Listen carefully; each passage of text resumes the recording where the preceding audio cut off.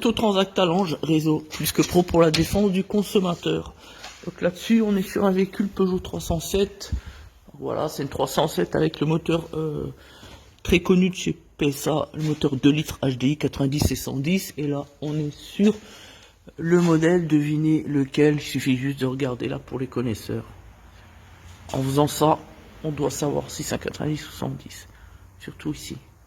C'est un 90, parce que le 110, il y aurait l'échangeur en haut ici, voilà, tout simplement, l'échangeur d'air. Voilà, il n'y est pas, donc c'est un 90. L'autre option pour savoir si c'est un 90, pour les connaisseurs encore une fois, le numéro de série, vous avez RHY pour 90, RHZ pour 110, tout simplement, voilà. Donc ici, on va remplacer le joint speed cardan, vous l'avez compris, fuite, voilà, pré-analyse, on est sur fuite liée au joint speed, véhicule à plus de 300 000 km, on va pas dire c'est normal, mais enfin, on va pas dire non plus que c'est la fin du monde. Voilà, pour remplacer le joint SPI, il faut donc sortir le bras du cardan, de la transmission droite, évidemment, puisqu'on est sur le côté droit. Pour cela, vous avez deux vis de 11, ici, une sur le cliquet et une là, voilà, qu'il faut desserrer jusqu'à ce que la gorge derrière se délocalise de son emplacement. Vous voyez les trous que l'on voit juste ici, voilà, là, bref, c'est pas évident, voilà, ici, petit trou là, petite gorge là, petite gorge au-dessus, voilà. En cas de difficulté, on met le pied de biche ici derrière, on décolle le cardan ici pour pas le dégrader. Lorsqu'on a un souci, comme c'est le cas avec nous, de boulon là, l'écrou de 35 qui est archi grippé, la preuve c'est qu'il manque le cache et puis la petite épingle. Donc voilà, bon bref, ça c'est avec le temps, les années, certainement un bricoleur qui a touché, qui a mal remonté, bref. On enlève l'écrou de 21 ici, on décolle le bras, et après, tout simplement, on va tirer l'ensemble derrière, une fois qu'on a serré les deux vis ici, et normalement, ça se passe bien, même si on n'a pas pu, donc comme je disais, enlever l'écrou de 35 au niveau du cône du soufflet de cardan, côté extérieur, simplement, voilà. Voilà. Le but après, on enlève, on remplace, on nettoie bien, dégraisse bien l'emplacement pour éviter les fuites. On nettoie aussi la partie cardan, partie de transmission. Et puis, surtout, avant de faire tout cela, ici on agit là, on vide l'huile de boîte de vitesse qu'on remplacera par de la neuve évidemment, la 75-80 prévue par la préconisation constructeur. Voilà pour l'intervention. Il y aura aussi un étrier à remplacer ici qui est grippé, voilà. Alors pour la section bricoleur du dimanche, vous savez qu'on a une playlist. Inutile de vous dire qu'encore une fois, le véhicule est passé avant de venir chez nous, pour ce qui concerne la dame, dans un centre auto. Le centre auto n'a pas relevé la roue arrière gauche qui était serrée. Ça, c'est le problème d'étrier connu, hein, avec la vis sans fin pour le système de frein à main. Par contre, ce même centre auto nous a inventé des pannes qui n'existaient pas. Vous voyez, on est tellement omnibulé pour faire du chiffre d'affaires qu'on en oublie les besoins du consommateur. Donc là, on est vraiment dans un contexte frauduleux. Voilà la vérité. Donc la dame, sur notre conseil, va retourner ce matin voir le centre auto. Hein, je dirais pas qu'il s'agit, de toute façon, ils se valent tous, hein, on est d'accord. Pas dans le bon sens, malheureusement. Pour leur demander des explications, elle a quand même payé 40 €. 40 € pour un diagnostic mécanique. Nous, le diagnostic mécanique, c'est 0 €, parce qu'on considère qu'il n'y a pas vraiment de compétence. C'est une compétence traditionnelle qui est celle du métier. Donc on n'a pas facturé ça. Surtout quand on voit les conclusions, on en oublie la moitié et on en ajoute alors qu'il n'y a pas lieu d'être. C'est tout simplement une arnaque, voilà, on peut l'appeler comme ça. Juridiquement, ça s'appellerait plutôt une tentative d'escroquerie au sens du code pénal, puisque les travaux n'ont pas été réalisés, donc on ne peut pas évoquer l'escroquerie, mais une tentative, voilà. Peu importe, on a toujours affaire à des bricoleurs quand il s'agit d'eux, on ne peut pas leur faire confiance, ça, on l'a déjà dit 10 000 fois. On se demande d'ailleurs comment qu'ils ont encore de la clientèle. Enfin bref, peu importe.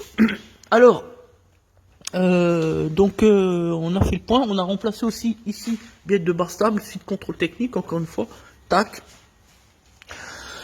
Dans le cadre,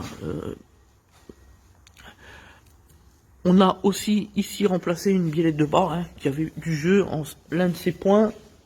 Elle est ici, voilà. Je crois que c'est celui-là. Voilà, c'est celui-là, on sent bien le jeu. Enfin, bref. Voilà, donc c'est à peu près tout. Je pense qu'on a fait le point. Voilà. Donc maintenant, on se revoit à la fin de l'intervention pour vous montrer au moment de la repose simplement. Un peu de sport. Donc là, on a décroché le cardan. Là, on y est arrivé sans même décrocher l'écrou. Voilà, bon, peu de talent, normal. Donc là, on va bien nettoyer, comme on l'a dit, la surface usinée de la transmission qui va donc derrière le joint spi et qui passe par le joint spi, évidemment.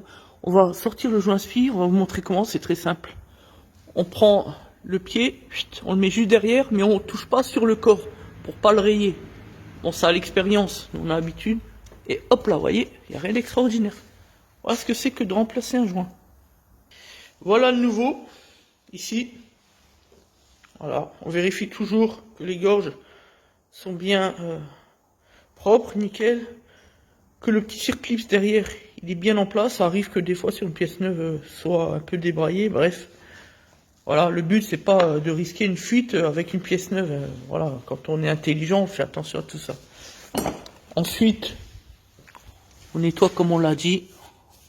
Bien nettoyé. On fait attention au cran là-haut. Nous on l'a positionné délicatement, donc il n'y a pas de problème. Mais des fois on a des bricoleurs, ils forcent, ils tapent avec le truc sur le lot qu'on a lu là. Et du coup, qu'est-ce qui se passe? Après, ça fait une fuite déjà, puis on peut flinguer la boîte, le différentiel, etc. Et surtout le cardan. Donc voilà, maintenant on nettoie bien l'intérieur et on va mettre un coup de dégraissant. C'est très important, on fait du travail propre et sérieux. On dégraisse bien, hop, on est en frein. Donc là on a vidangé, vous l'avez vu tout à l'heure. Voilà. On n'a pas peur d'utiliser le nettoyant. Et on va sécher ensuite. Voilà, donc là on est bien propre, nickel, nickel chrome. Et on va reposer donc le nouveau joint avec l'outil prévu à cet effet. Voilà, donc là on a remis le joint. Maintenant on va réenfiler tout simplement la transmission.